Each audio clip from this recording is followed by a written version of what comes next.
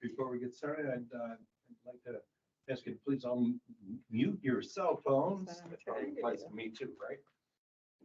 I'd like to remind everybody to note that this meeting is being recorded on Microsoft Teams. Participation in the meeting, which is encouraged, by the way, constitutes your consent to be recorded. And to the rebroadcast of that recorded meeting, the recorded meeting will be posted on the Town of Culver's YouTube channel. All right, so without further ado, let's go to roll call, please. Karen Schumann. Here. Ginny Monroe. Erica James. Here. Sarah Jones here. Sandra Ricciardi. Here. Marty Osterman. Here. All right. Pledge of allegiance, please. I pledge Allegiance to the flag of the United States of America and to the republic which it stands, one nation, under God, indivisible, with liberty and justice for all. Okay, well, welcome everyone. It's good to see everybody. We got more than usual tonight. That's good. It's good. We're getting popular, maybe. All right, so we have minutes from the July 17th, 2023 meeting that Sarah put together, circulated to all of us. There might have been a minor change or two in there somewhere, but revised and sent back. Is there any additions or corrections from this point? Otherwise, I'll entertain a motion to approve those minutes. So moved. All right, Sally, second, please.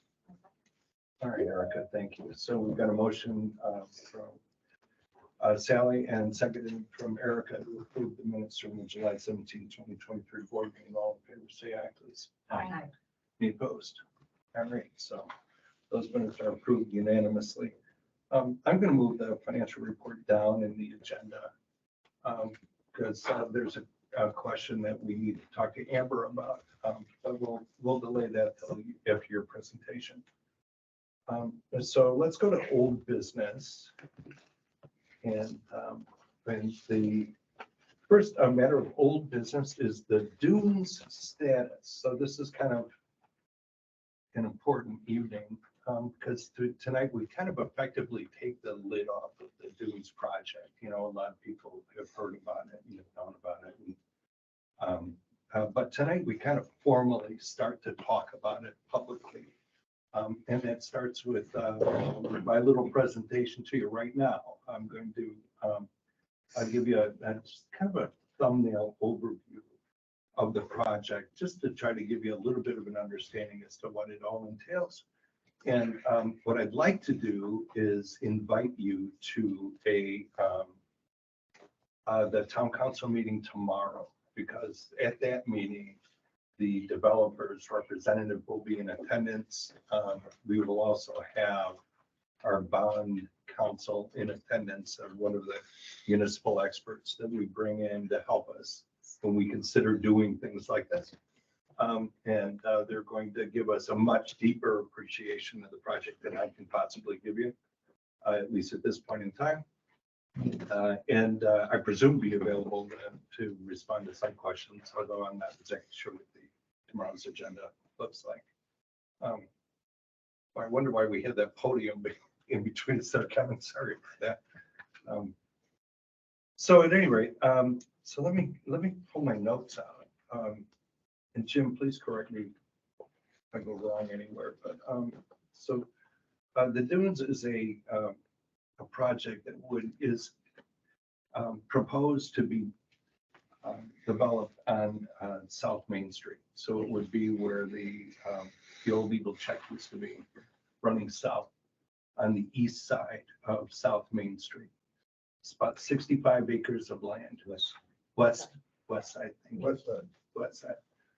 There's 65 acres of land there, and as I understand the project's current look from a site plan standpoint, there would be approximately 300 front doors associated with that project. 300 homes? No, I said 300 front doors. So there are single family homes, there's apartment buildings, there would be duplexes, there would be senior living. I understand there would be a community center involved. I understand there might be a dog park as one of the amenities for the community. So it's a mixture. The goals of the development from a town perspective, why would we be interested in this? Well, there's really three of them and I'm speaking for myself here. It primarily is to increase the stock of workforce housing. The apartment buildings, as I understand, the apartments are targeted, and again, I'm going to defer to our experts tomorrow, but as I understand it, in the $1,000 to $1,200 a month range for a 2-bedroom, 2-bath apartment. Now, there are workers in town here commuting in and out of town where at $600 a month each could team up and afford one of those apartments. So in my mind, that constitutes workforce housing. Now, there will be single-family homes that will be priced, I believe, north of 300,000 in that area, 300,000 to 400,000. It's going to look a little bit like Maple Ridge. If any of you have been up to Centennial Crossings in Plymouth, it's very similar to that development there. It's complete streets compliant, meaning you've got a road, you've got a parkway, and then you've got a sidewalk. There's sidewalks throughout the community. It's an HOA approach to the development, meaning that all the people that live there will contribute to a pot of money that would maintain the property, remove the snow, clear the sidewalks, keep the area maintained. And if you take a look at Centennial Crossings, which is relatively new, I think they completed their last building just in the last few months, but there's over 250, I think, units there, and it's about 80-something% occupied, I'm told. And it's a pretty impressive development. I think it would look pretty much at home here. So we want to increase the stock of workforce housing. Of course, it increases the tax base for the town, which I think we could use and put to good use. And then I also note that there are several entities involved in around town in trying to make the town attractive to the remote workforce that is growing throughout the country. That is a demographic that is attractive to every community, generally speaking, and this development would be theoretically, again, attractive to remote workers and therefore in line with some objectives that some of the civic organizations around town are working on. So that's kind of like my general introduction to it. Jim, yeah, let me add just if I may. The developer is a group of landowners and contractors that are called Culver Equities LLC. It is the Wayne McGee property that's primarily the project area for the Dunes housing. We, town of Culver, annexed the McGee property 13 years ago, and as part of that plan said that within 3 years we'd fund water and sewer services to that area, and that has yet to have been done. So this project to some degree helps with the annexation requirements we had quite some time ago, because the project proposes that there'll be water, sewer, as well as streets and some other things as part of the development. So when all this started, we were also aware of the possibility of availing ourselves to a grant, originally to the Indiana Economic Development Commission. It was coming from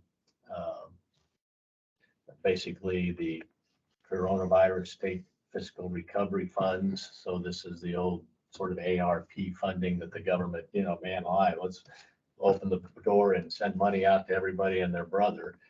And so as part of that, a sub-recipient of the Economic Development Commission, the Regional Development Authority in the South Bend Elkhart area, which we are part of, was awarded $50 million of that funding. And when they were putting all of that together, one of the things was an incentive for, as part of an economic development, was for more housing. That seemed to be a statewide problem. And so that was one of the things that were involved. And as Marty said, this development sort of took place. The development at the single family, the duplexes, the townhomes, the condo villas are going to be kind of like a C shape around the McGee property, with a kind of a core area where the apartment complexes are going to sit. If you see the Centennial Crossing development in Plymouth, just north of the park there, they sort of did the same thing. They put the apartments areas in sort of the middle, along with a clubhouse and some of the other amenities. And then the parameter is where they put in the bigger homes or the single family kinds of things. So the developer, as part of all of that, filled out an application that we submitted to the RDA people, and they liked the idea and basically agreed to assist in, as an economic incentive, $1.3 million of project funds for our assistance in helping build the infrastructure, the utilities, and those kinds of things for that project. Thank you. So,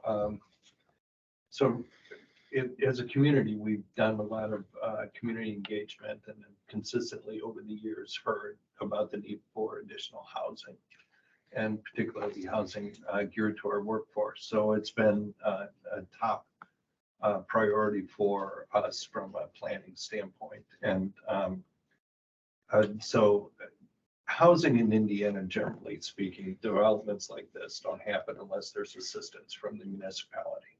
And so we are committed as the CRC to match that grant, that ready grant of 1.3 million.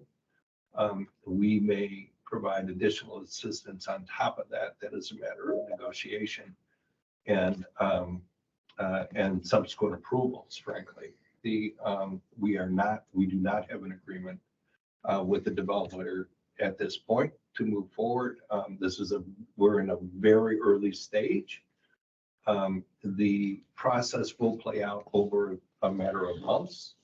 There will be public hearings involved at various stages along the way. And in fact, one of the things I'm going to ask my colleagues to do with me tonight is to authorize a publication of a notice for a public meeting. That meeting would be held October 16th here. So you can save the date on your calendar for that. We will publish, if my colleagues vote and approve this, we would publish that notice September 7th for that meeting on October 16th.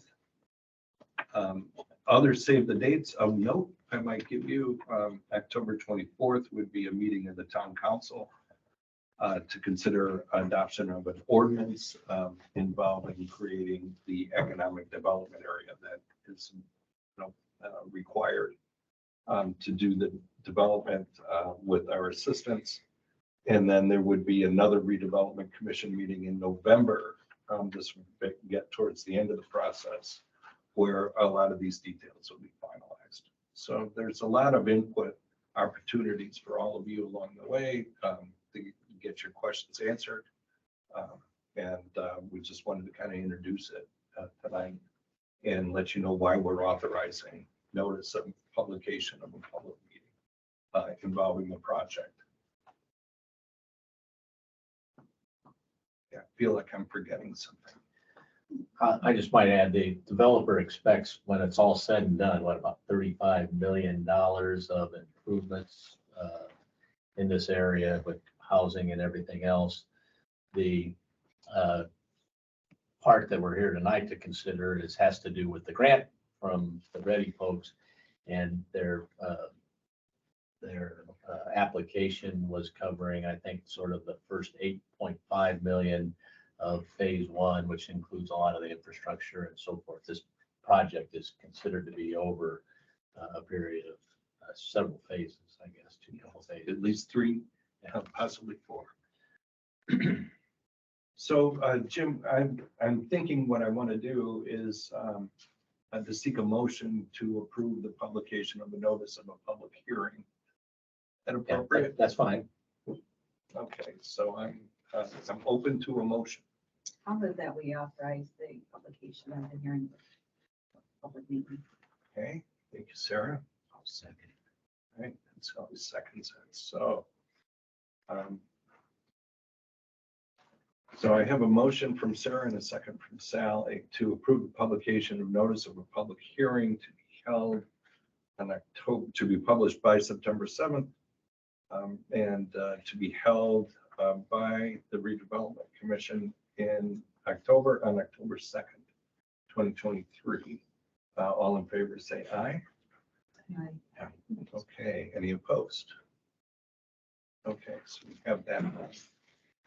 So while we're on the topic, Jim, should we talk about the sub-recipient? Yes, please. And the reason that I asked that you have a public hearing tonight is to consider approval of a sub-recipient agreement between you and the town of Culver, the town council.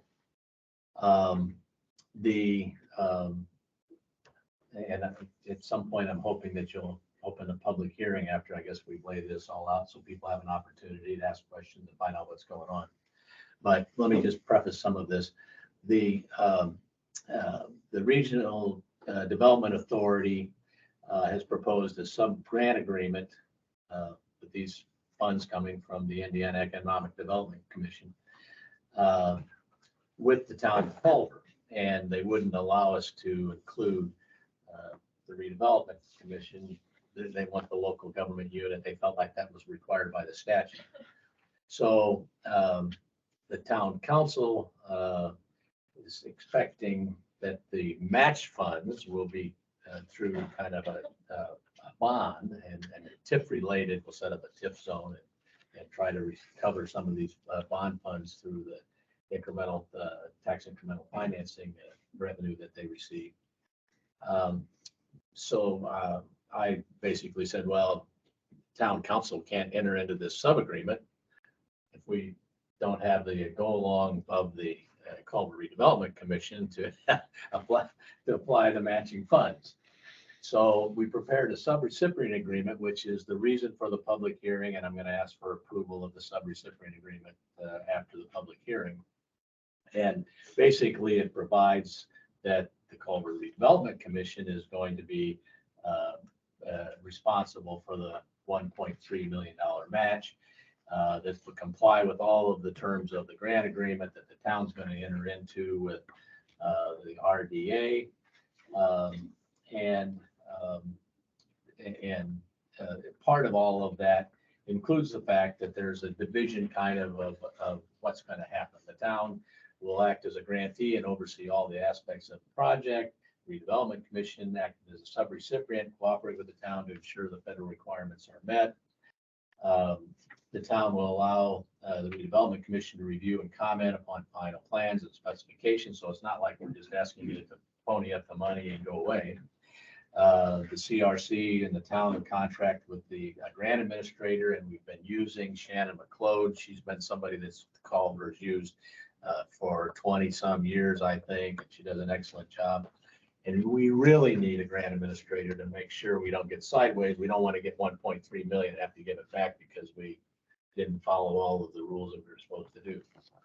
The town's going to contract with a professional engineer to make sure the building codes and requirements are necessary, and probably that's going to be the Midwestern engineers who we've used over the historically over the past. We'll contract with an inspector to make sure construction is completed according to design. That's the town of Culver. Town of Culver will advertise and open bids at a public meeting. And then, as I said, the redevelopment commission provide at least the 1.3 million match. The developer and the town really are looking for a bigger incentive than the 1.3 match. I mean, it's theoretically, that's like 2.6, the money coming in from RDA and then the money coming in. But the developer's looking for more than that because he's got more expenses than that. And then our redevelopment commission will submit all approved invoices and disbursements to the town for record keeping. State board of council, we got to make sure that all those things are appropriate and in good order. The application was submitted a while back. It has a higher number on what town may or may not decide to propose, but we don't want to get into negotiations and promise this development and what's going to happen unless we know that we're also going to be the recipients of 1.3 million of RDA money. So sort of the first step is let's get the grant approved, and in order to get the sub-grant approved with RDA, we did the sub-recipient agreement between the redevelopment commission and the town of Culver. And I will tell you that we have a public hearing scheduled for the town council tomorrow to review this sub-recipient agreement, which, I'm going to ask for them to approve it as well. And then also they will then approve the sub-grant agreement with the RDA people. It will take a bit of a time for them to get it, approve it, but at some point we'll know that if this project goes forward, we can rely on 1.3 million coming in of grant money. So I don't know if anybody else has any questions about the sub-recipient agreement, but I think it would be appropriate to open up a public hearing and certainly let folks ask questions and see if we can answer.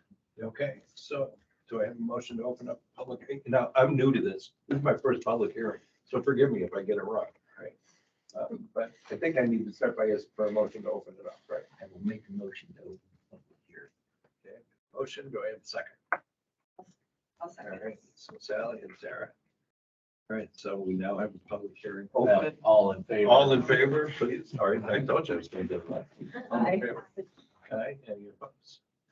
Okay, so now we are open and, There's a link for us to sign. oh, Yeah, yes, sign indeed. We typically do have people sign in on a public hearing. This one actually is not totally required. I may send around a sign-up sheet. You don't happen to have extra paper or something? But I don't. I certainly do. If you want to do that, that's fine. This will Does do. everyone know Kevin, by the way?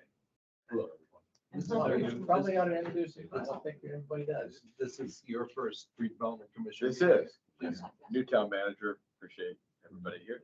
Lots of new things at this meeting. There is. Knocking it off here. Okay, so we have a public meeting open and. Yeah, it'd be nice if they give their name and address and what they address. Name and address and comments, please.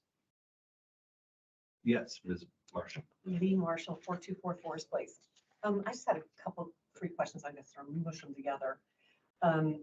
My understanding with this development's not a continuous build, and you kind of referred to it, Marty, when you said something about 1.3 million. We don't have an agreement for more, or something like that, but it could be.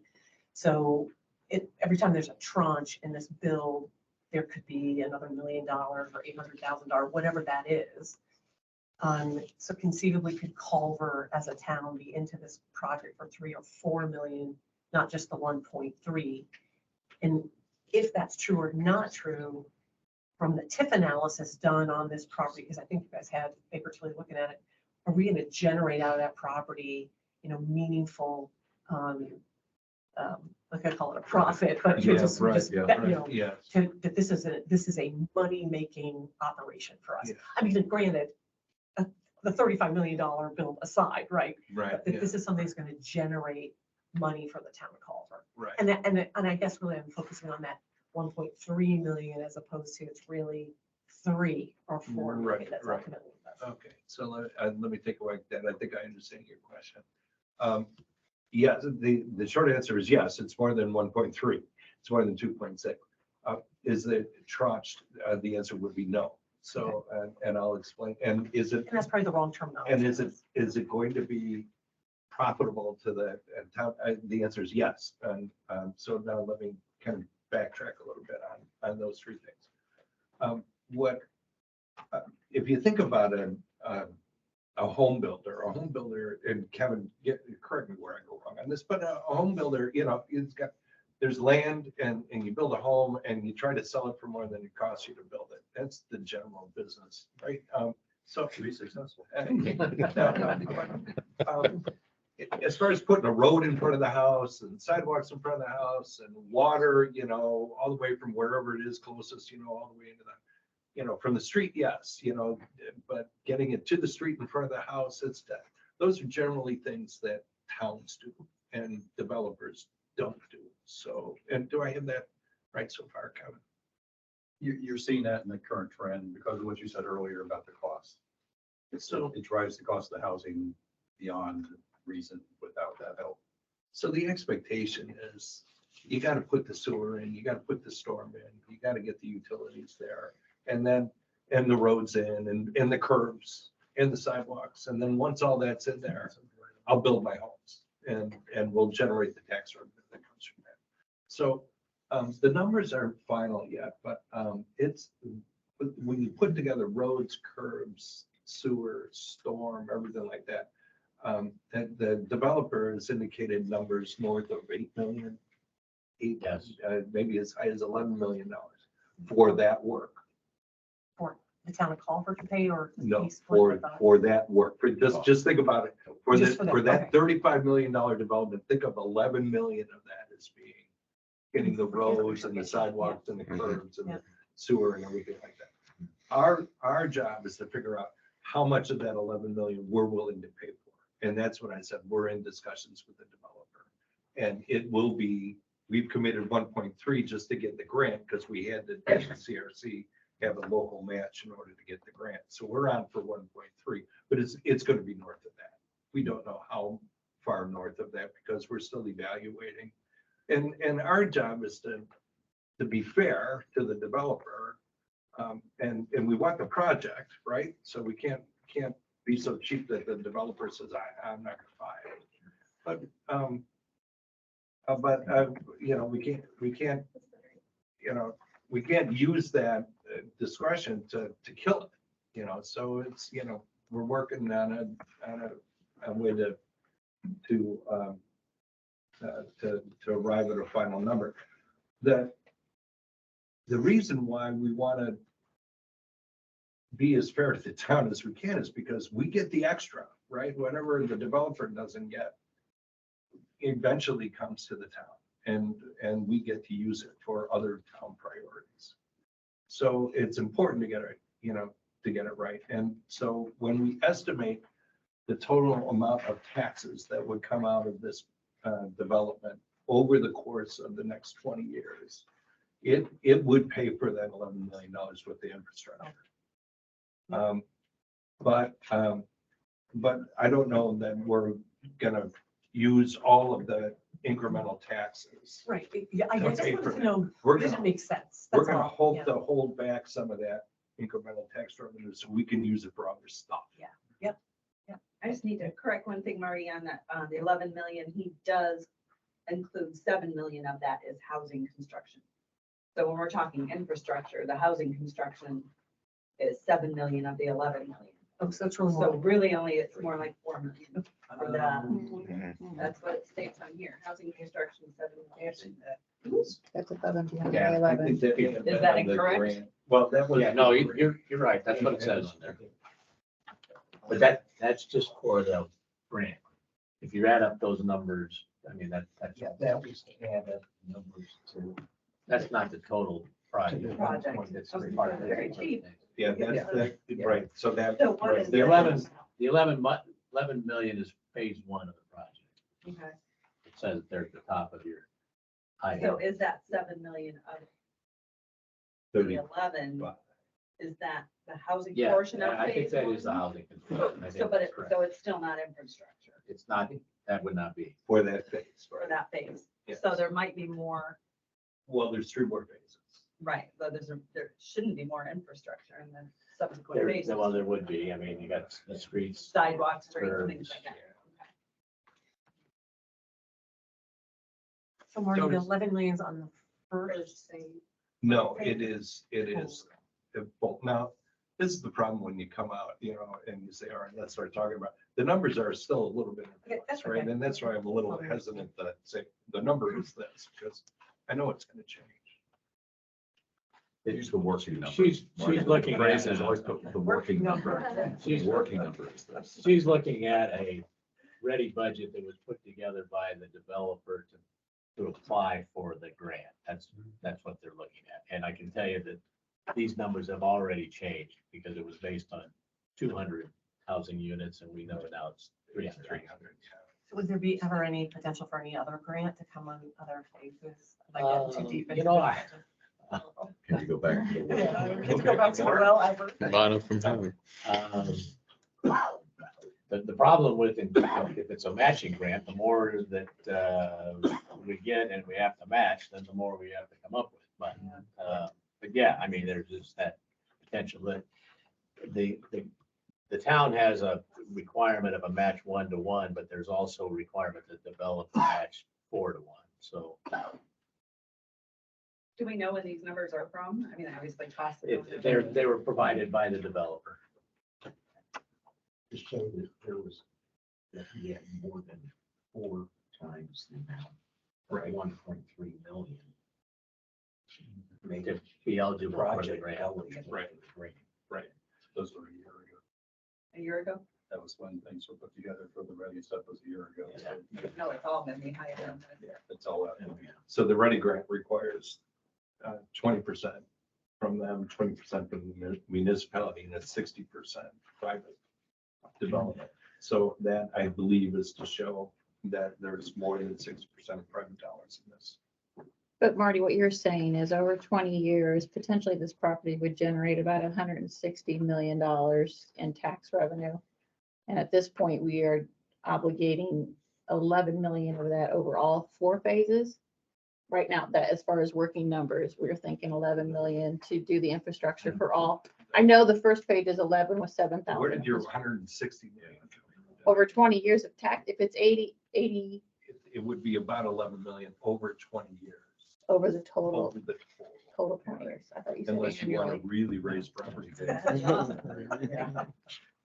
That's what I know the school would probably like that.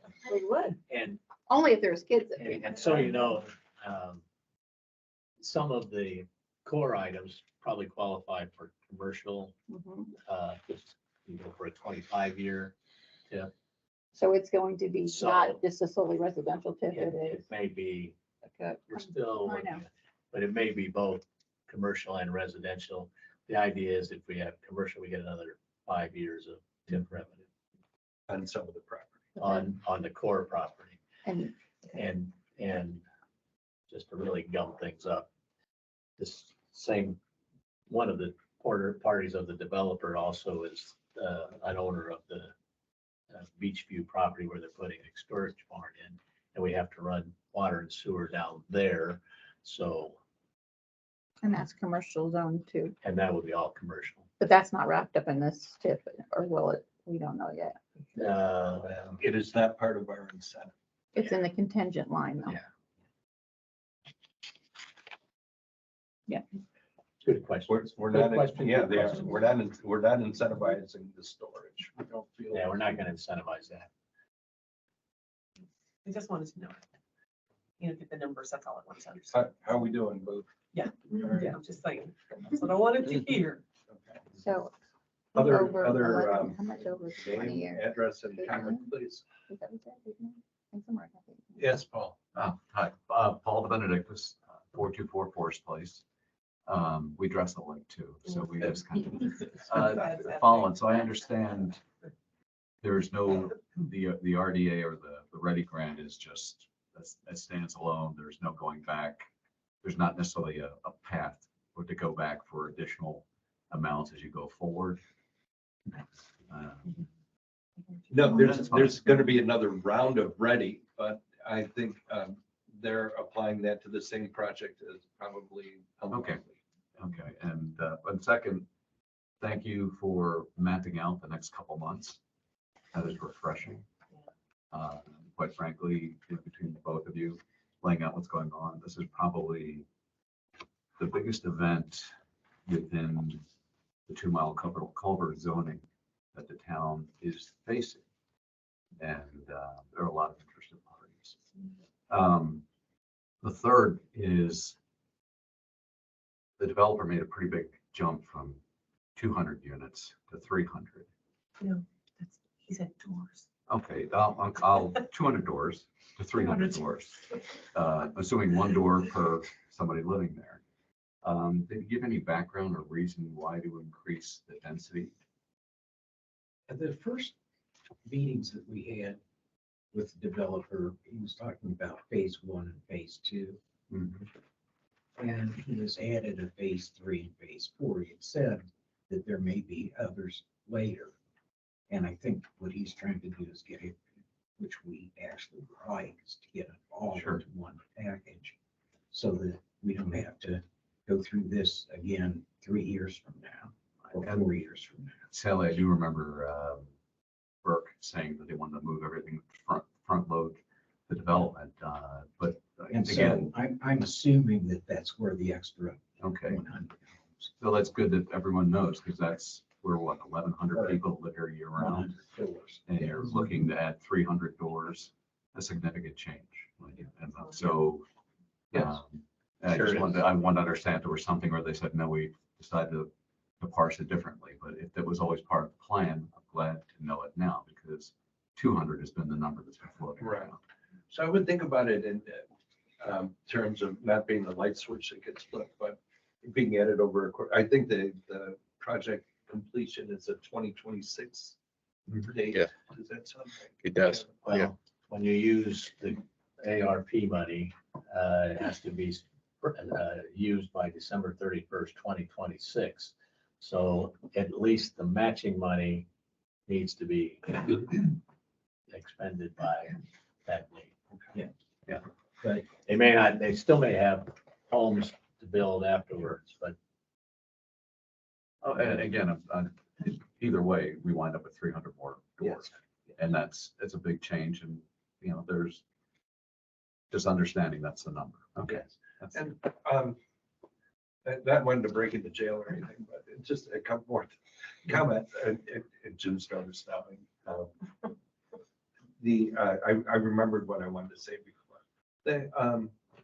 It's 1,100 souls here now, but it used to be higher than that. Yeah. We used to have 1,500 people in Well, this and town. our goal from Stellar was to add a couple hundred more, we went the wrong way. Yeah. I remember having the stoplight, when we had, because we needed it, right? And who that? Yeah. Two. Yeah. And, there's concerns about traffic, and I'm one of those people, right? I want to understand what the traffic impact's gonna be.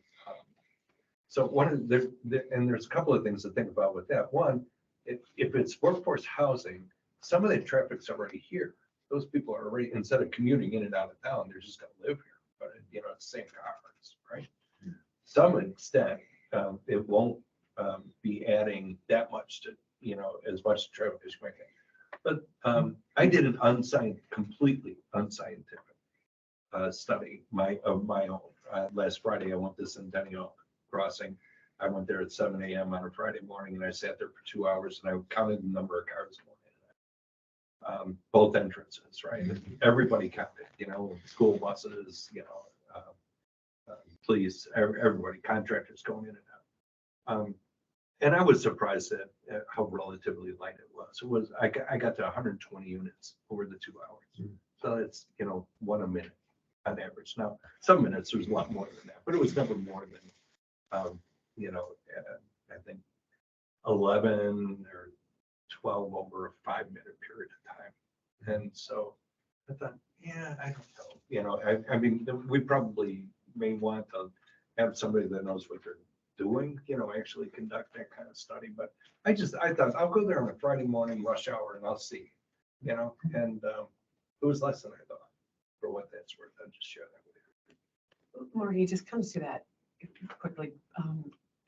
one of the points I was gonna make before is, you know, I'm 66 years old. I grew up in this town. I would guess that we had 5 to 10 times the amount of housing here as when I was a kid. But we had more people here when I was a kid than we do now. The only thing that lives in my head is, does more housing equal more full-time bodies? I mean, we live on Forest Place, and we just had one, the little bungalow sale. And yet again, it's, you know, we had a full-time person who's gone. So now on our block of Forest Place, we have 3 houses that are full-time people. So I don't, you know, you can't, it's illegal to force people to live here full-time. But you just never know. And it's not necessarily saying that the housing's bad. I'm not saying that, because tax revenue is tax revenue, but I don't know that it necessarily equates with more bodies, because we have so much more housing than we did when I was growing up here, and when we don't have the full-time people. That's fair. You know, so that's, anyway, sorry. When Kevin built the pads, the 22 families that are the, and 22 kids that are now in the school system, we're giving it call. And so that housing project being, you know, considerably smaller, brought in 22 students or just were young to the town. And you know, the more families that we do get, and I'm sure the portion of those homes are going to be Oh, yeah. family homes rather than year-round homes or year-round apartments rather than just here for the summer or just here for vacations or that type of housing. If I can just, I'm sorry, but one of the things that really stuck out to me in the last few weeks as I was researching coming into the job is, how do you deal with a population decrease, a housing shortage, and an inflating prices? Those two do not match up. And therefore, simple economics say the demand's not going away. So the supply has to increase, or we're not going to meet the goal that's been tasked, and that's to provide affordable housing, I think. So we have to increase the supply. I think possibly, if I may, coming out of the academy, the COVID housing, and a lot of parents coming in for buying up houses here and rebuilding them. And it's taking affordable housing out of the market. And hopefully with a new development, we can kind of regulate the market a little better, in my opinion. Are you Really. gonna regulate the prices of the house? I'm sorry, I didn't mean regulate. Let me clarify. I meant at least try to bring in new housing into the market. Yeah. Please. Yes, sir. I'm J.D. Castleman. I live at 641 Forest Place. I came here tonight with a prepared statement, which I have thrown out the window because I'm still in the learning process. And I've learned some things here tonight that may change my written statement. One thing, Marty, you said 5 minutes ago, if this development is workforce housing, that concerns me.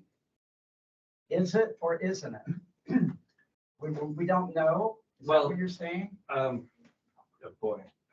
Yeah, it's a tough question. It's more workforce housing than affordable housing because affordable housing depends on how much money you actually make in a year. And if you only make 25,000 a year, there is no such thing as affordable housing. And in virtually any town, you know, even if you make 25,000 and your spouse makes 25,000, you'll be hard pressed to find a home anywhere that you can actually purchase. But with the workforce, the income is usually a little bit higher, where if they've got some savings or it's a first time purchase, there's various loans that give you credit for never having bought a house before, and they'll work with you a little bit more. And hopefully those homes will be priced, there'll be some priced at a figure that a double income will make it, you know, affordable for them. you just used the word hopefully. This is my Well- point.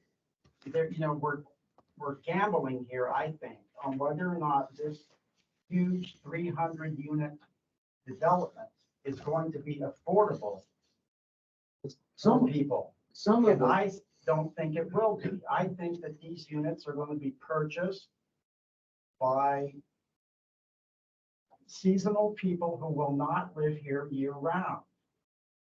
It's a huge project, 300 doors. I came here tonight thinking it was 200, prepared to speak that 200 was too big. When it first came out a year and a half ago, they said it was going to be between 110 and 150 units. How we got to 300, I don't know, but I suspect part of it is the Ready Grant Committee, who thinks that when they grant money, the project needs to be huge. That's what was said at the meeting you guys had last fall when you applied for the Ready Grant. And then it went from 200, now it's 300. And, I have concerns that, I was trying to study what the Ready Grant requirements are. And I found something online that says the evaluation guidelines for Ready Grants. Right. It points out 5 different requirements. Projects that have the greatest economic development potential.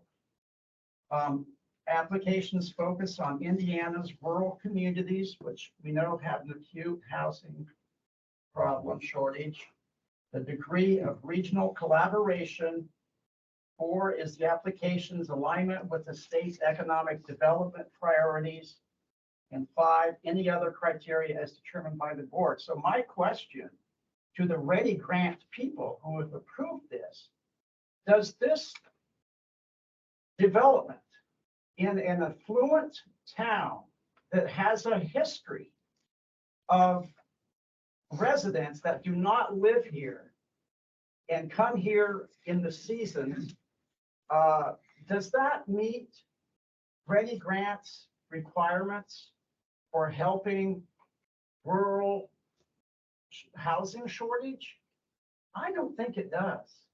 I see a big issue here with the logic of dropping in a 300 unit development in a tiny affluent town. I think the Ready Grant money can be best used in other towns. For instance, Stark County, 3 miles to the west. They are the poorest county in the state of Indiana. How is the Dunes going to help those people? Also, Pulaski County, Fulton County, Marshall County, the Culver High School District. Now, Sally, you said that Kevin's project brought people in, and I agree, that is a good project. Well, it brought people in, but it is affordable for poor people. I'll put it that way. But there's such a gap between the people who live over there and the people who live on the lake, the middle income people. And I consider myself one of these people. We can't afford to live in Culver anymore. Yeah. So, part of, when you build a home, you've got the cost of the home. You can't sell it for less than what you paid to build it. The price of building a home is going up, and so, I don't know, unless the people that are purchasing these homes, and we're trying to draw people into the community, not necessarily that are, that need Section 8 housing or something, but people that have a good income, and those people should be able to afford to purchase these homes. And if not, there's going to be apartments and duplexes that they can rent. So that they would be close to their job where they wouldn't have, you know, the expense of traveling from Stark County or Fulton County or Blasky County or South Bend. And we've got to know if we have people that live in South Bend, Mishawaka. Well, And right now, they can't find a home in Culver, let alone buy a home in Culver. But if there are more homes, in theory, those people should be able to purchase a home in Culver and move here with their children. yes, they should. I agree with that. However, the commuting issue doesn't fly with me. The United States has a average commute of 1 hour, half hour to, half hour back. You know, the reason, it just doesn't make sense to me. Well, I appreciate your comments, JD. I really do. I might encourage you, are you available tomorrow for the town council meeting? Yes, I will be here and I will. So you refine can, my you can, argument a little bit because I'm shocked, frankly, that it went to 300. well, now you practiced it a little bit too, so. Yeah. So, But, yeah, we'll have our, the representative there. I wouldn't think that it's really the ready thing so much, why it went up, to 300 units as it is the popularity of the project there in Plymouth. The Centennial Crossings, which this very much looks like, has had a take-up rate, I think, even greater than they anticipated, and at 90%, with the last building just being completed. That shows that there's demand. And I think with the confirmation of the demand, that you didn't know that demand was necessarily there when we put in for the Ready Grant. So I think it's really the increases associated with the confirmation that the demand for that housing is there. I think that you can ask, what's the split in housing, breakdown of the 300 units or 300 front doors? Now you got me saying. I know. Of the You should have 300, never said that. of the 300 front doors. I don't think there's, Wade, would you know how many single family homes are there? It's about a third, maybe. Last call, I was thinking it was about 80 to 100. 80 to 100. So the rest is the apartments and Townhomes, duplexes, and duplexes, senior living and stuff senior like living. that, right? Senior living. And the phase one is the apartments getting built. So the first things that are going to be built are the, affordable. And I got to tell you, Jackie, if, our development agreement is going to specify the housing types that are being built. I don't know that it's going to specify developers, but. Yeah. Karen had a question is about the townhomes being rented or purchased. Right now, we're negotiating that about 80% of them be purchased and 20% of them are rented, but that's gonna change probably, who knows? Because I'm looking at the market in Plymouth, that did help lower the availability or increase the availability of older homes within Plymouth and dropped the cost of those homes that were being purchased in Plymouth. Whether that same thing happened here in Culver, which is what you That's what I alluded to, yeah. that the demand will help even out the market. I would also Whether that say happened in I'm more Culver. encouraged knowing that they increased the number of doors from 200 to 300 because the more doors, the greater the chance that those prices are going to drop. Just simple market economics. Well, there's no, right. I wish there was a crystal ball, but waiting lists of people to buy here who will not be full-time. I understand. residents. I understand. Then that's a very good point. I'm just using simple data that I collected. You make a good point, but the redevelopment people are looking at it along, like Kevin's philosophy is that if we get to a spot where we've got more housing available, those folks may find that, I think they were actually excited to have this project as part of their overall project, because one of the things they wanted to do was encourage housing. And believe it or not, the Stellar projects, a lot of them had other uses of funds, not nearly as much for housing as I think the RDA people were hoping. So, Well, I agree that, simplistically, dropping in more houses would solve the problem, but Culver has a complex housing issue. And dropping in 300 houses is not going to solve our problems. I think it's going to exacerbate our problems. Where it's going to be a zoo around here in the summer. And the winters will be lucky to have 500 people who live here year round. Okay. Well, appreciate it noted, right? We're gonna have a lot of opportunities to talk Okay, about it. I'm sorry, I will come back tomorrow night, but I think you understand where I'm going. Okay, and do we have more from the public? Wade, are you raising your hand? Wade McGee, 340 South Shore Drive. One of the things I might say is that currently one of the problems in Culver is people are buying up homes and they're able to Airbnb them. And they get a higher income off of that. The apartments that are going to be built, okay, those are going to be 12-month leases.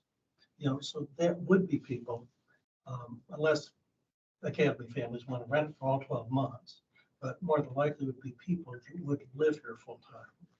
So that is one area that he's looking to attract, as well as, I don't like to call it workforce housing because that gives people the idea that it's being subsidized. It's not.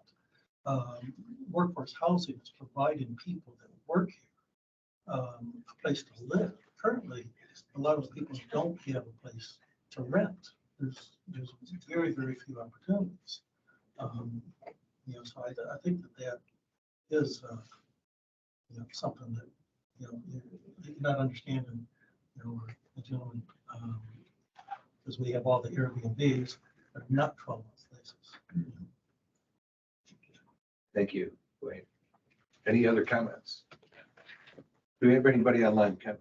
I have, looks like Tom Arzula and Tom Uhas. I got the Toms, but Okay, so I will ask if anyone online has any comments. I'm hoping it's working. I'm not getting anything and they're on mute, so I'm going to They're assume not raising their hand. Maybe we'll they're not raising their hands put and them I'm to not sleep. getting Okay, so I'm gonna go one. very good. Going once, twice. All right, I'll entertain a motion to close the public hearing. Sally, do I have a second? Okay, any discussion? All in favor of closing the public hearing, please signify by saying aye. Aye. Any opposed? Okay, public hearing is now closed. Thank you. so Mr. Chairman, the agreement, I think I shared that with you and the other commission members. I didn't get any questions about it. Obviously, the key elements are that the Redevelopment Commission will be responsible for the matching funds of the 1.3 in order to get the ready grant if this project goes forward. And so I'd ask that you consider approving the grantee sub-recipient agreement with the town of Culver. Well, thank you. I know that Sally and I both read the agreement. Yes, you all- did. All 19 pages, right? Is it 19 or 21? 21. And Maybe then, not. I didn't No, count. 14. and then the grant agreement. The grant agreement is that backs 21. that up, right? Yeah. Yeah, that's the 21 page. Good if you've got insomnia. But so you got our thoughts on that, and we did circulate it to the balance of the board. That was very recent though, I'm afraid. So not everyone, I think, has had a chance to study it perhaps as much as they would like, but the general idea of standing in for the town That's how the- and honoring their commitment to what the sub-recipient agreements are about. I don't vote, I don't know. let's see, I'm sorry, would you? Yeah, have that's any- okay. Karen's perspective is always welcome. If there's a question she asks, I'd Kind rather of the see some. specific issues are covered. Right. Well, and as the school's initially I agreed to this with the 200 home thing, so that was a question, but We do know that, you know, rented townhomes and rented apartments do bring us families that can't afford that kind of living, which is what's important to us is not only the tax revenue, but also students increasing our population. And we know we can handle at least up to another 400 students within the building structures where it used to be back in the day. With the graduating class at least 100 per grade level, if not more. So we're looking forward to potential families having this opportunity in Culver. If we could write in the development agreement that they had to be families in there, we would. I know.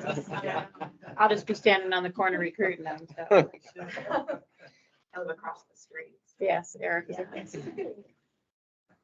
Okay, well, with that, I will entertain a motion to, help me word it, Jim, to sign the sub-recipient agreement.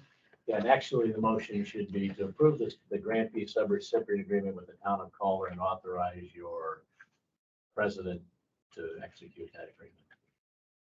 Like he said, or whatever you are. Okay. Do I have a motion? Board president. I'll make a motion to approve the sub-recipient agreement with the town of Culver and CRC, and to approve the CRC president signing on behalf of the CRC. Thank you, Sally. I have a second. I'll second. All right, Erica. Thank you. All in favor, please signify by saying aye. Aye. Any opposed? Okay, we'll get your signature, Jim. Thank you. Appreciate all your help. 3 of them here. I don't know if you want to sign them now or later. Yeah, you want to go? Well, Anybody here for Need the me for public other hearing, don't feel things? like you gotta skip around for the other stuff. You're welcome to stay. let's love the agenda. Okay, that's all this. I don't think I can. Especially if you're gonna get into it with Amber on the videos. Probably. I will say that, we'll have a repeat tomorrow night over in the council meeting. I wasn't planning to attend. Thank you. You're welcome. We'll bring in better speakers than just myself. Not you, Mark. but you. Yeah, but no. And me as well. We're gonna get outclassed all around, maybe, I don't know. There you go. Jim. Thank you very much.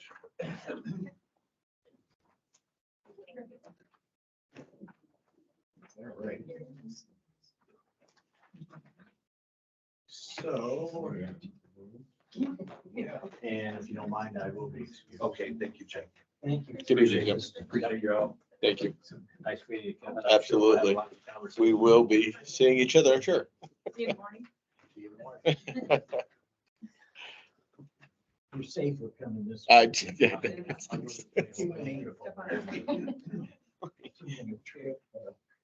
Well, Amber is warming up. You want to do the Façade grants discussion? Yeah. I don't know. Yes, we do. So it's not Tom, it's Stacy. Hello. No. He sold it. I heard that. Well, this one. No, You mean, And they have applied for a is it? facade grant They for got the driveway. their building at 202 North it's Main. interesting. I need My to do dad's it, yeah. place was South Main. It might say South Main State. Just forgive me. But they are wanting to put on a new roof and improve the, with some of the repairs as well to the roof. So did you bring your copy? I'm assuming you have a copy. I do. Did you want to speak? Um, With regards to this, or do you just want me to go through it? And then if we have any questions, we can ask. that would be fine. Okay. I believe everyone has received a copy of this, minus the tax ID number, which we give to the clerk so that nobody has to have somebody's ID number floating out there. I have the original copy, so is attached to that, but I'm not sure, what kind of a building are you planning, or enterprise are you planning to? We're putting a subway A in the subway? building Okay, over there in 202. Apartments are gonna be so. That seems to be the consensus. okay. It'll be a combination, Yeah. like what we have in Judson presently. It'll be subway on part of it, and then it'll be something like food service. We're on the subway North Judson as well. My husband, my husband Tom, who's online right now, he's in Ohio right now, so he's gone for the whole week, so he's online. We've lived here for 10 years and, you know, great kids, and we're building a house here, and we That's open up great. a business here. What's the other food service aside? Well, in Judson, we have a subway on one side and we have like a Pizza Express on the other side that has other different types of food. So a little bit of like a food court type of setting over there. Okay. So some other like faster options on the go. Well, they're requesting a facade grant to help pay for a new roof. And as you all saw, there's one of the proposals was for labor and material on this new roof. Was $50,110. There was a second proposal that is for $47,058.80. I'm not sure what the 80 cents is, but I always have that in there. But from what I could see on the proposals from both companies, they seem to be, in essence, the same materials, same problems, same repair to the sheeting and whatever under the roof. So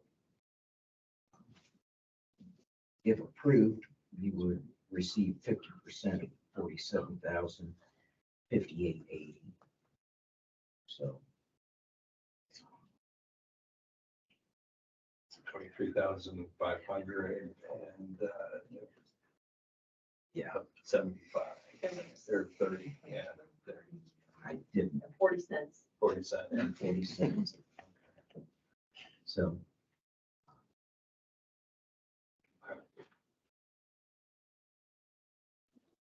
and you were planning on starting this next month sometime. Contractors planning on starting. Yes, that's the plan. Is there any discussion or questions for? As the keeper of the facade grant. Where did we establish a budget and where are we relative to that? I looked that up, but I talked to Sally before. Yeah, we usually put in at the last several years since we went to the 30,000, we put in 90,000 each year. Currently, some of last year's requests didn't get completed last year, so they fall into this year. However, I do, in looking at the budget, see that we would be still okay to approve that amount. According to Karen's numbers, we had, 500 and something thousand. Yeah. we have. And it's your just in this, projection. and what was budgeted was 36,000 for maybe. So that's still. Okay. Yeah. Okay, then it's. Okay. Are you gonna be doing any other facade work on the front of the building? But Yes. you're only planning. This is just the first That's- part. of the yes. roof, That's where we're starting. The roof's in very poor condition. And it's gotta get it covered. Because there is a limit, when can they come back if they wanted, it's like 5 years, isn't it? 5 years, but we have had some that have applied for the difference between what they get on this, they would receive 50% between, the difference between that and 30,000. Is what Okay. that will max. However, that's this what they year, want. our budget's a little bit on the tight side, so if it was. We I can may- identify with that. Yeah, I think everybody in the room can identify with that. Are I you offering can't. stock options? Okay, no further comment? Then, Any other questions? did you want to solicit a motion or would you? I'll have you solicit a I'll motion. entertain a motion to approve the design grant at the 50% level for the, what am I going to call it? It says it's the B and T. The B&T Express LLC at 23,000 by 529 and 40 cents. Do I have a motion for that? I move that we approve the 23,529.40 property 202 North Main Street. All right, Sarah, is there a second? I'll second. Erica, thank you. All in favor? Aye. Any opposed? Okay, hearing none, your design grant is approved. Thank you. Welcome to town. Thank you. Thank you. Actually, we've been there for a long time. We leased the station from down in Dean Good for 17 years. Oh. When this Culver. What- I worked with Goods for 33 years. Okay. On various projects. So you'll run that too? No, Don's operating out again now. But we did have it for 17 years. We had different deals with different places. So we're real familiar with Culver. Been good to us. Culver's a great place. Thank you. Thank you. All right, flying right along. Let's go to Amber then.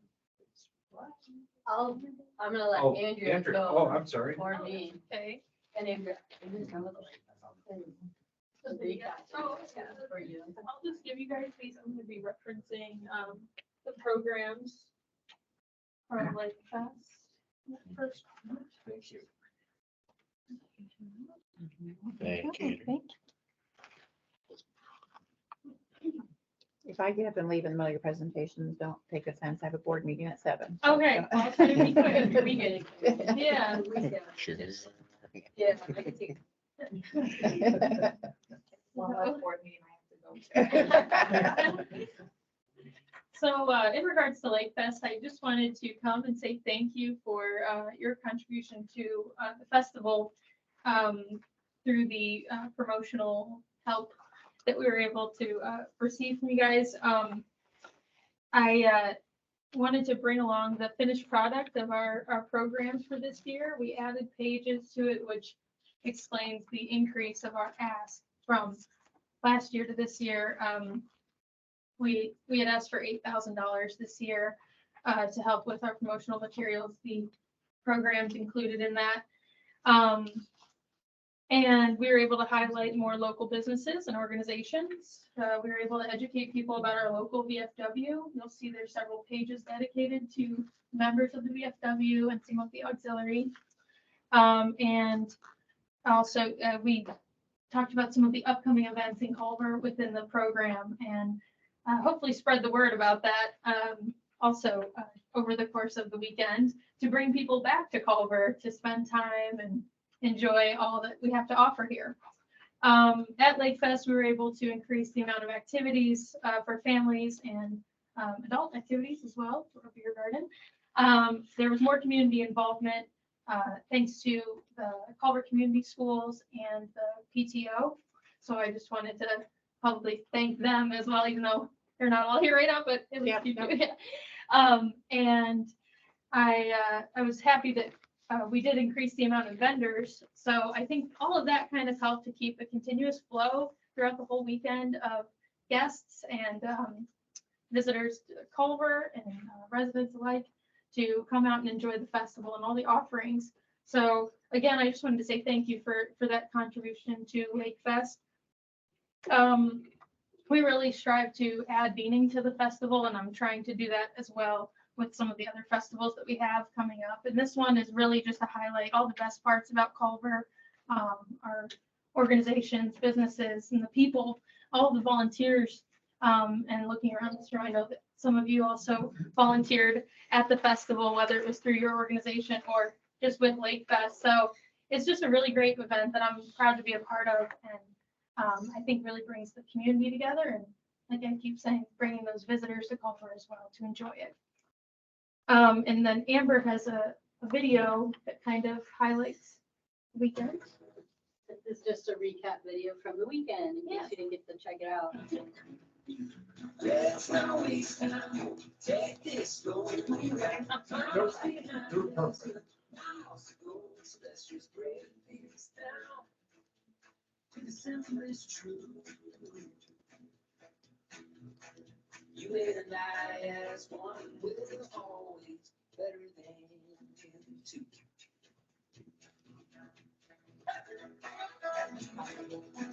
This part is what I don't like. Take it slow, we got miles behind us, miles to go, so let's just break this down to the simplest truth. You and I as one will always better than two.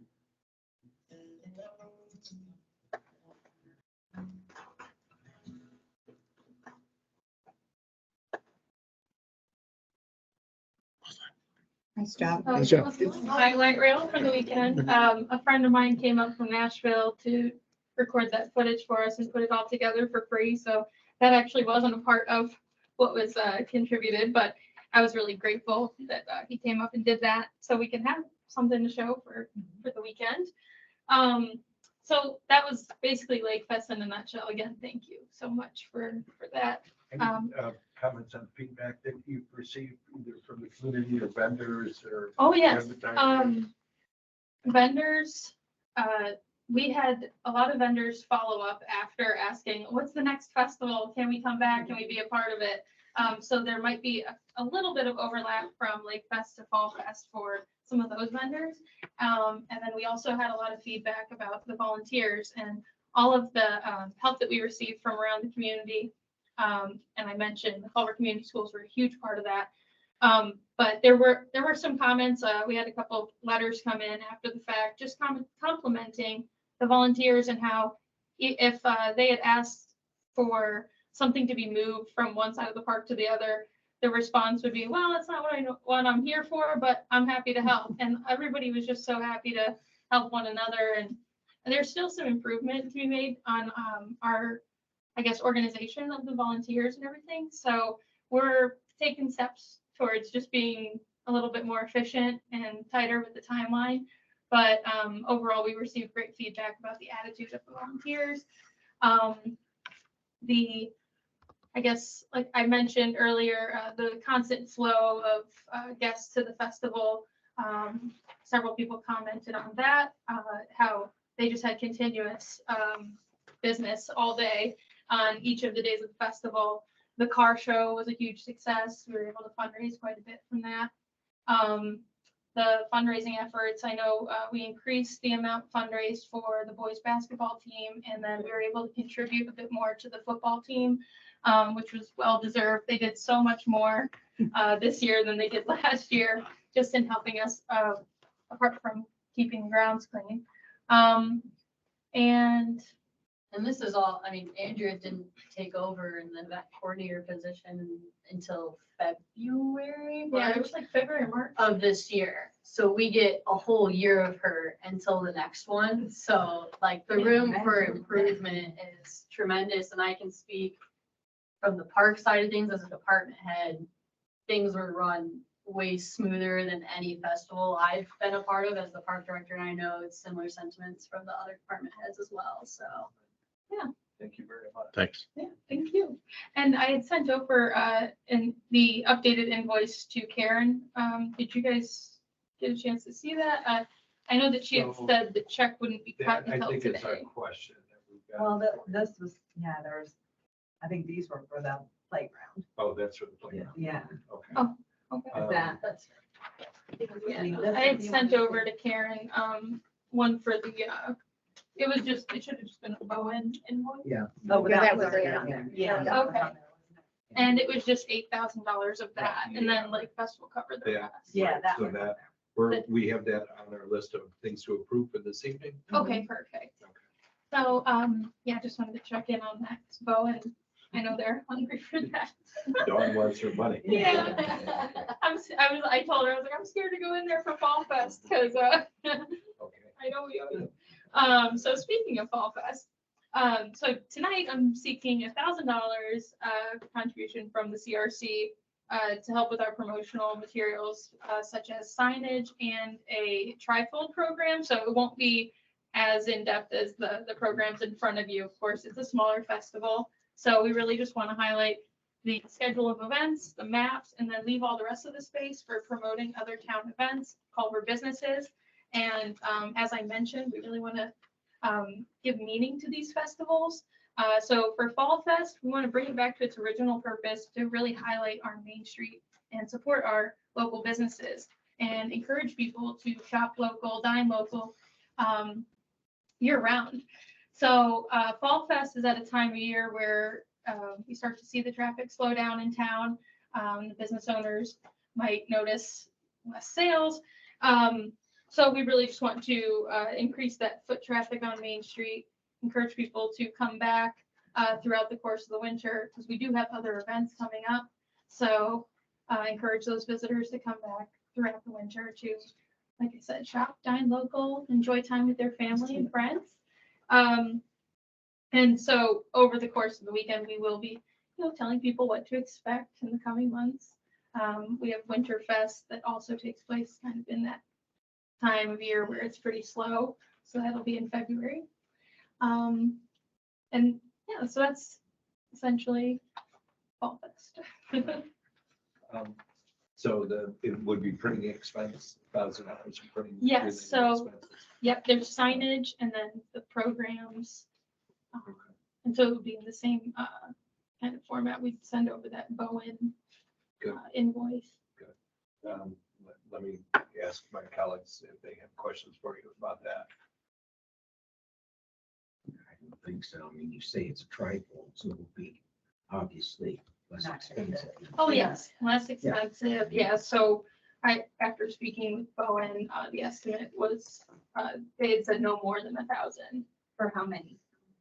So there would be 250 programs and plus 1,500 for mail out.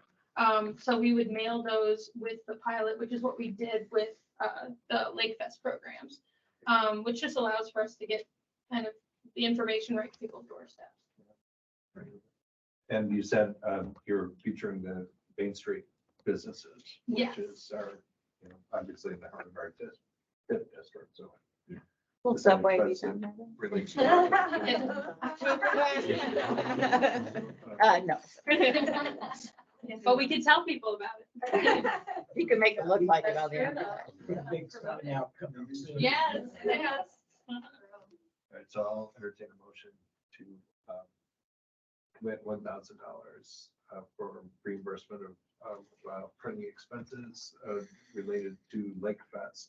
Or Fall Fall Fest. Fest. I do that. Focusing, which will be highlighting the businesses in our TIF district on Main Street. Do I have a motion for that? I'll make a motion that we approve up to $1,000 for Fall Fest advertising. Thank you. And then do I have a second? Okay. All in favor? Aye. Any opposed? Spend it wisely, please. Okay, thank you. Thank you. Amber? My turn now. Yes. So I'm just here to present on behalf of the projects that you all funded just for the visitor center. So this is outside all of those events you guys have been supporting tremendously. So thank you. We're essentially done with all the projects that you guys funded back in February. So I just wanted to come back, let you know the success of each of those. The first one that we presented was the Lakes Magazine advertisements. We've been rolling those out monthly. It's been really great to be working with Andrea and being able to like project and advertise ahead of time now instead of getting a notice like 2 weeks before and we just can't advertise events properly. So that's been great. The town video promotion, I'm going to show you the final product. So I'm really excited about it. We've been pushing it out a lot on social media. It's gotten a great feedback, not only from potential visitors, but it's a lot of nostalgia, I think, for current residents as well. We've gotten a lot of great feedback on it. That's from Chuck Videography. Chuck was here during Winterfest and LakeFest, capturing. When you watch the video, the idea of this video is featuring Culver year round. This is a place you want to come, whether it's the summer, winter, you name it. So hopefully you get that theme throughout the film. Our event welcome bags and print materials. I was able to attend the Culver Triathlon and Culver Academy's registration. I had a booth at both. I reached out to all the local businesses. I got promo materials, whether that be like business cards or coupons from local businesses to get these people who are coming to these events back and sending their money to our local businesses. We were able to afford some like little trinkets in there as well. So it's worth their time grabbing, whether it be like pens or fine Culver stickers. And of course, our new visitor guide brochure. So that was really successful. I even had the director of admissions at Culver Academy came up to me and he asked me for our visitor guide brochure so they could give it to every family that visits Culver as a prospective student. And Julie Best asked me for them as well, so they could give it to all new faculty members that come to Culver. So I would say that was really successful. Other things included putting new poster boards in the information booths around town to promote lodging, dining, shopping in Culver, events, that sort of thing. Of course, our ever so popular Culver event magnets, I would say that was a success. Hopefully you'll have one on your fridge. Our Travel Up Indiana magazine staycation feature. Indiana Hannah came twice, one for Winterfest and FallFest. She was here. She's a social media influencer via Instagram and TikTok. So we got a lot of success there, a lot of hits. And then, of course, our new Culver official visitor guide brochure. That's been a huge success. We were finally able to update our map on there. And I've been just like every month I go into businesses and I distribute them, making sure anybody who comes to Culver can get their hands on them. And as I said, Culver Academies has really tapped into that resource recently. So as you know, we get a lot of our visitors via Culver Academies. So that's been great. I don't know if anyone has any questions for any of those projects. Good. I'll show you guys the video. Yeah, it's been great. And seriously, thank you so much. We were able to, in the fall of 2022, the chamber announced that they're no longer doing events. And it really scared us as in the visitor center. We knew how much that provided for our town, not only for current residents, like people see it as a place they'd want to live because there's events and there's things to do, but for also visitors. With your guys' support, we were able to hire on Andrea and be able to successfully complete all these projects. So thank you so much for your guys' support, whether that be these projects or Andrea's event projects. We couldn't have done it without all of you. But I'll go ahead and I'll show you the final product of Chuck's work. It pops back up.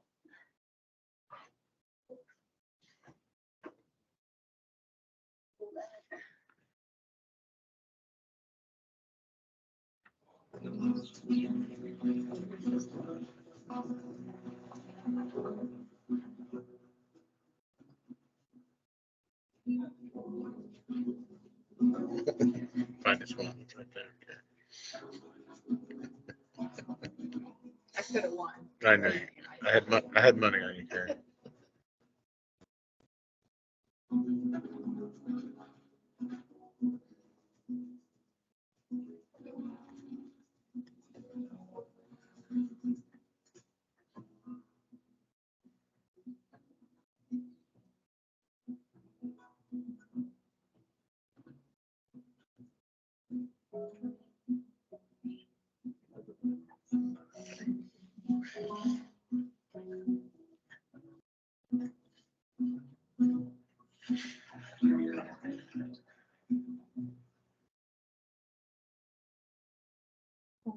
So yeah, Very nice. that's it. But yeah, we are hopefully able to capture Culver year round and thank you again. It's been a blast. It's on our website now. So when you go to findculver.com, that's the first thing you see. So we're really desperate for an up-to-date video. So thank you again. I really appreciate it. Thank you, Amber. Yeah. Thank you, Amber. Thank you, Amber. Appreciate all you do. Yeah. Thanks for letting us do it. Wow, all right. What do I lose my agenda every time we go to something. We need to do Approval of claims, let's go to, let's. go with that. Let's skip over that. It's my thing. All right, so for the claims, we have, did you have something you needed to clarify? I did, and Amber, you made, we had an original set of claims that Karen had sent us. And then she's like, oh, I have one more, and she added this one in. Yeah. But the amount's a little funky versus her recap sheet. Mhm. So is this, can you tell me if these, or do you know, it looks like it's all for the playground Yes, stuff. So all three of these should be totaled together, right? right. And what she's done here on our recap sheet for all of our claims is only has. That Wow. one. Were the other two already reimbursed? Is that these? I believe so. Yeah, That they billed it in installments and this is the final? yes. Yeah, because I couldn't find that on anything.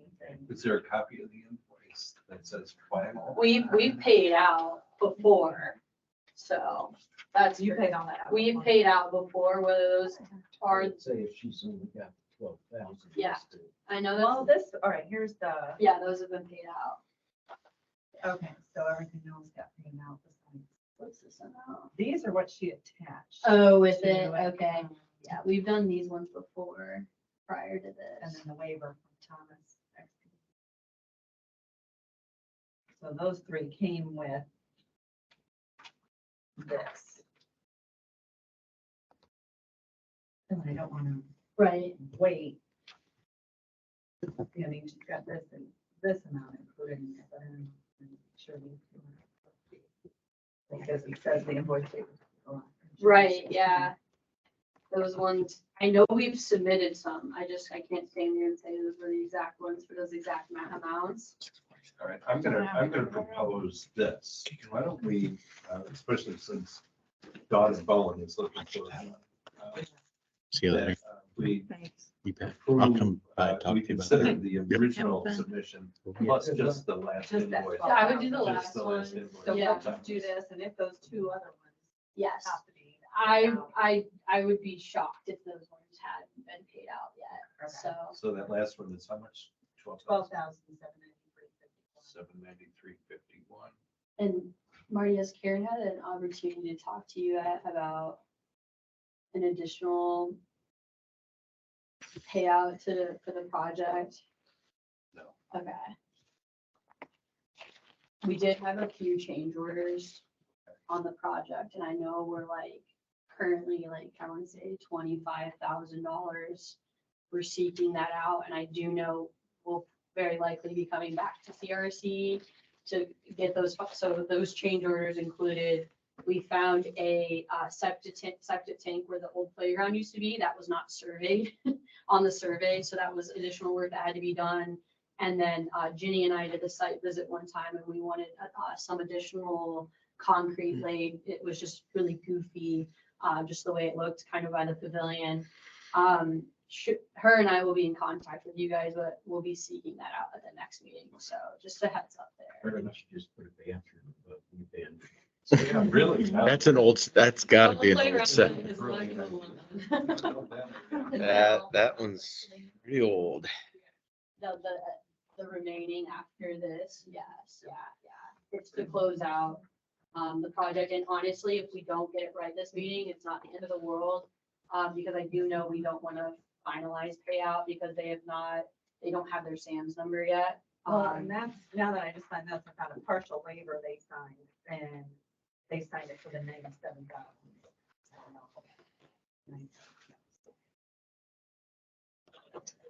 I'm not comfortable at that. No, I wouldn't, I wouldn't. And again, we're not paying in full right now because they don't have that SAMS number, so whether, I would do the remaining amount. And they if signed we a have, waiver back in June. yeah, and if we have to do the rest, we'll do that the next one.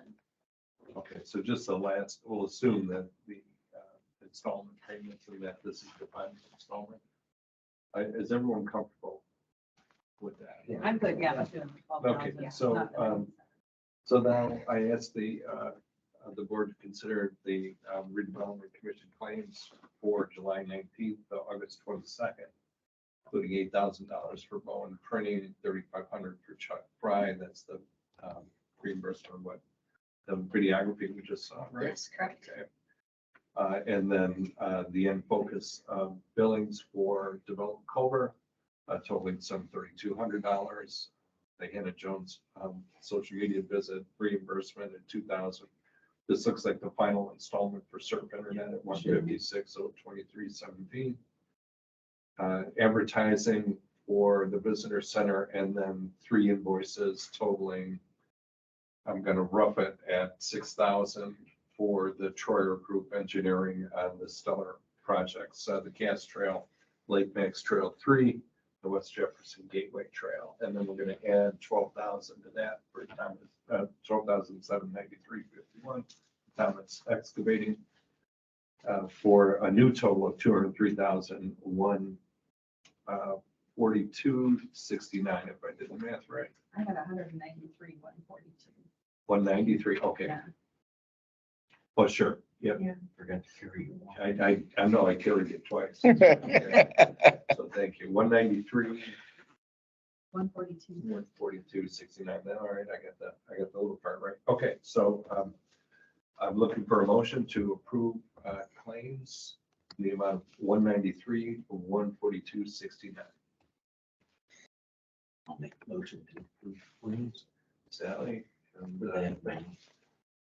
second. One second. All right, Erica. All in favor, say aye. Aye. Any opposed? Okay, the claims are approved for payment. And that brings us to the public input section of the agenda. So I'll open it up for public input. Any additional? Yes, Amber. I just want to thank you guys also for the support for the social gathering space and playground project. Hopefully you're at the ribbon cutting. It was awesome. It was like such a community feel. And that playground, I've never walked by it and there not be at least like 5 kids on it. We have people visiting Culver for it. So it's been a tremendous success. Even outside the playground, the farmers market is growing because of it.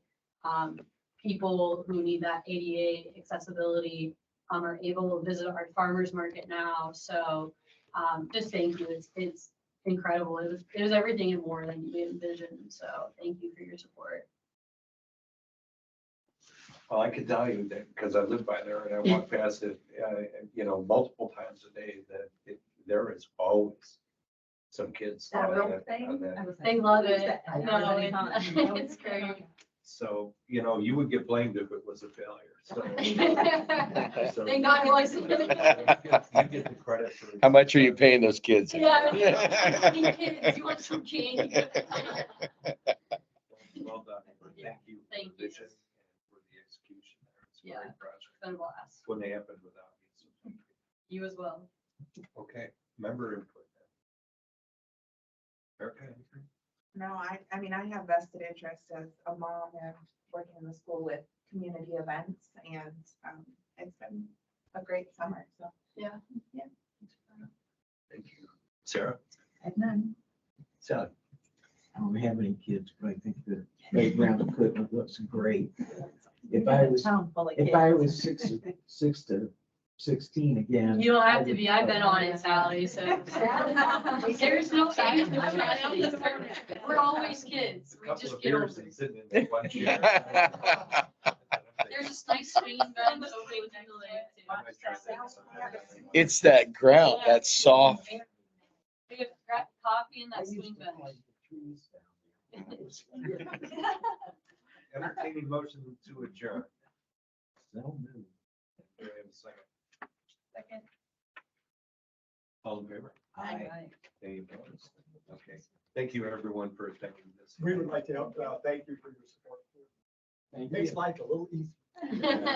Yes. The recording Wish it- is wish stopped. everything. Thank you. On that happy note, we will stop the You guys recording. also.